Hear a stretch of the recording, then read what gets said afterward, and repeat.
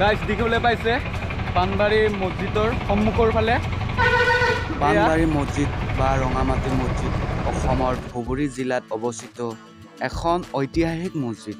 ইয়াক অসমৰ সৰ্বপ্ৰথম মছজিদ হিচাপে গণ্য কৰা হয়। মই উপস্থিত আছোঁ পানবাৰী মছজিদত।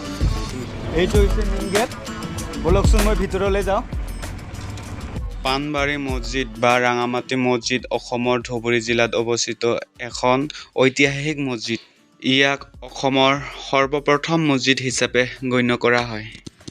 এই মছজিদ ধুবুৰী চহৰৰ পৰা 25 কিলোমিটাৰ নিলগত 17 নং ৰাষ্ট্ৰীয় ঘাইপথৰ পানবাৰী আৰু ৰাঙামাটি মাজত অৱস্থিত।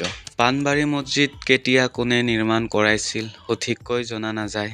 কিছুমান মতে পানবাৰী মছজিদ 1493 চনৰ পৰা 1519 চনৰ মাজত বংশৰ চুলতান আউলুদ্দিন হুছেইন শ্বাহে নিৰ্মাণ কৰাইছিল। তেওঁ কমতাপুৰ ৰাজ্য দখল কৰাৰ পিছত তেওঁ জয় উদযাপন কৰিবলৈ আৰু প্ৰাৰ্থনা কৰিবলৈ এই মছজিদ নিৰ্মাণ কৰাইছিল। আন কিছুমানৰ মতে মোগল শাসক ঔৰংজেবৰ সেনাপতি আৰু বংশৰ নৱাব মিৰ্জুল্লাহে অসম আক্ৰমণ কৰাৰ কালছোৱাত 1662 চনত এই মছজিদ নিৰ্মাণ কৰাইছিল। ৰাজ্যৰ অন্তৰ্গত ৰঙামাটি এসময়ত সমৃদ্ধিশালী ঠাই আছিল। এই কোচ ৰাজ্যৰ সীমান্ত গড় আছিল। অসম আক্ৰমণকাৰী বংশৰ চুলতান আৰু মোগলেও ৰঙামাটিৰ গড় ব্যৱহাৰ কৰিছিল। কিছুমানৰ মতে এই অঞ্চল আলাউদ্দিন হুছেইন শ্বাহৰ সদৰ আছিল। লোকবিশ্বাসৰ মতে প্ৰায় 200 বছৰ আগতে স্থানীয় লোকসকলে পানবাৰী পাহাৰত হাবি মাজত মছজিদটো উদ্ধাৰ কৰে। তেওঁলোকে ইয়াক চাফ চিকুণ কৰি নামাজ পঢ়ে।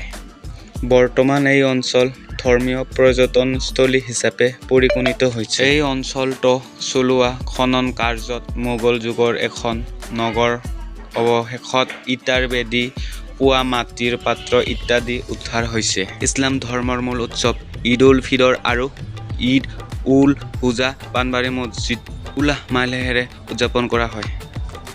এই মছজিদত দেশ বিদেশৰ পৰা বহু তীৰ্থযাত্ৰী আহে।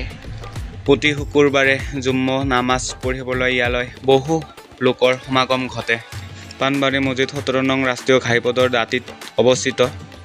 ইয়ালৈ ধুবুৰী আৰু গুৱাহাটী আৰু কোচবিহাৰ পৰা নিয়মীয়া বাছ চলাচল কৰে।